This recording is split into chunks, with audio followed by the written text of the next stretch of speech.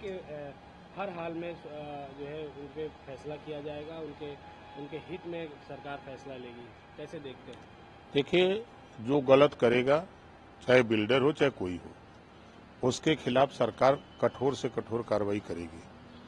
उन्होंने गलत किया है तो उनके खिलाफ जो मुख्यमंत्री जी कार्रवाई कर रहे हैं वो सही कर रहे हैं। सर, आकाश आनंद को बसपा से निष्कासित कर दिया गया है, कैसे देखते हैं इसको? एक बार पदों से हटाया गया, फिर उसके बाद पार्टी से हटा दिया गया। जब जिस पद की जिम्मेदारी जिसको दी जाती है अगर वो नहीं कर पाता है तो उसको हटाया ही जाता है।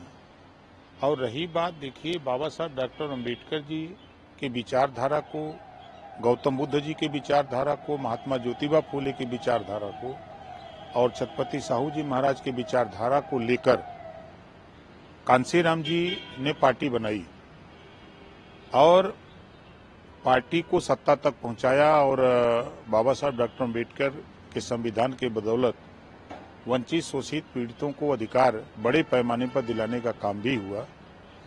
उस विचारधारा को, जो सामाजिक परिवर्तन की विचारधारा है, उस विचारधारा को आगे बढ़ाने के लिए, क्योंकि कांसीराम जी के बाद मायावती जी ने उस जिम्मेदारी को बखूबी निभाया और पार्टी के राष्ट्रीय अध्यक्ष हैं, तो पार्टी को तोड़ने के लिए, पार्टी को बदनाम करने के लिए, पार्टी को खत्म करने की भी साजिश तमाम विरोधियों की तरफ से होती रहती हैं। तो कई बार ऐसी घटनाएं भी बसपा को तोड़ने की हुई, लेकिन उसको बखूबी मायावती जी ने हैंडल किया और उससे पार्टी को बचाया और पार्टी की छवि को भी बचाने का काम किया। तो उसी कड़ी में कोई भी व्यक्ति को अगर जिम्मेदारी दी जा रही, वो जिम्मेदारी का निर्वहन नहीं करेगा तो स्वाभाविक है कि उसको उस पद से हटा दिया जाएगा।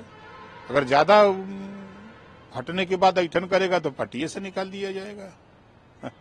ये तो नियम है। तो मायावती जी ने तो अच्छा किया है, ऐसे लोगों की यही दवाई है। लेकिन सर, सपा और कांग्रेस तो कह रही है कि ये बीजेपी की रणनीति का बसपा शिकार हुई, क्योंकि बीजेपी की बी टीम की है। और कांग्रेस शुरू से परिवारवाद में है, वो किसकी शिकार है? बीजेपी की शिकार है ना। आज जो देश की सत्ता की पार्टी आज हाशिए पर खड़ी है, सुपवा तो सुपवा चलनिया बोला था जगह 72 छे रहा। सर, सपा के महाराष्ट्र प्रमुख अबू आजमी औरंगजेब की तारीफ करते हुए उन्होंने कहा कि वह बड़े समाज सेवी थे और उनके समय वो क्रूर नहीं थे। उनके समय उन्होंने मंदिर बनाया भारत में। भारत उस समय एक सोने की चिड़िया का देश माना जाता था, औरंगजेब, वो कह रहे हैं। तो उनके राज में जिंदा थे कहाँ? ये बिना वजह कोई काम नहीं है। मुसलमानों को बेहतर शिक्षा कैसे मिले, रोजगार कैसे मिले, नौकरी कैसे मिले, अमन चैन कैसे हो, इस पे चिंता नहीं है उनको। खाली चिंता है कि औरंगजेब के जमाने में क्या होता था, आपके जमाने में क्या हुआ। आपकी भी सरकार तो समाजवादी पार्टी की 4 बार थी। 4 बार में आपने क्या किया? आजादी के बाद नौकरियों में मुसलमान 38% था और आपने इतना विकास किया। अबू आजमी जी ने, उनकी पार्टी ने इतना विकास किया कि आज 1% भी नहीं रह गया है। ये नहीं दिखाई दे रहा है? इसके जिम्मेदार कौन है? हम लोग जिम्मेदार हैं। वो मुसलमानों के लीडर बनते हैं अपने को, क्या अपने लीडर से कहे कि हमारा हिस्सा क्यों लूटा जा रहा है, हमको हिस्सा क्यों नहीं दे रहे हो? कभी बोलने की हिम्मत है उनको? एक दिन बोलेंगे तो पार्टी से निकाल देंगे साहब। सर, एक सर, बसपा सुप्रीमो मायावती कहती हैं कि भारत सभी धर्मों को सम्मान देने वाला धर्मनिरपेक्ष देश है।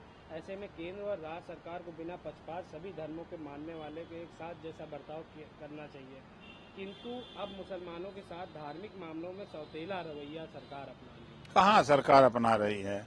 अभी तो रमजान शुरू हुआ है, प्रधानमंत्री जी ने रमजान की बधाई दी है पूरे देशवासियों को। अभी मुख्यमंत्री जी का ट्वीट पढ़िए, प्रधानमंत्री का ट्वीट पढ़िए। ये झूठ है, बोलते हैं। आप बताइए कि जो भारत केंद्र सरकार और प्रदेश सरकार की जो योजनाएं हैं, किसी धर्म किसी जाति को बताइए कि वो कहा गया कि आपको नहीं दिया जाएगा, उसमें लिखा हो उस आदेश में। ये तो खाली वोट लेने के लिए लोग बोलते हैं। आयुष्मान कार्ड बन रहा है, उसमें कहीं लिखा है कि मुसलमान का सिख ईसाई जैन फारसी का न बनाओ? राशन कार्ड, राशन बंट रहा, कहीं लिखा है कि इस जाति धर्म को मत दो। जो भी योजनाएं, सड़क बन रही है तो ये हो रहा है कि सड़क पर खबरदार खाली एक धर्म के लोग चलेंगे, ऐसा कहीं पाबंदी है? किसी होटल में बताओ कहीं पाबंदी है कि इसमें एक ही जाति धर्म के लोग रहेंगे और दूसरा नहीं रहेगा? किसी चाय की दुकान पे बताओ पाबंदी है? अब तो सिस्टम बदल गया। अब कि स्पेशल होटल में वेज चाहिए कि नॉन वेज, वहां जाति धर्म नहीं पूछा जाता है, वहां वेज और नॉन वेज पूछा जाता है। कमरे के लिए नॉन एसी की एसी पूछा जाता है। ये सब कहाँ पढ़ते हैं, कहाँ बोलते हैं? इन लोगों को जानकारी होनी चाहिए कि हम कल क्या था, आज क्या है, अब क्या होने वाला है। आगे इन लोगों को बेहतर शिक्षा, लड़ाई लड़नी है तो एक देश एक समान शिक्षा की लड़ाई लड़ो और स्नातकोत्तर तक मुफ्त शिक्षा दिलाने के लिए देश के 140 करोड़ आबादी के लिए लड़ो।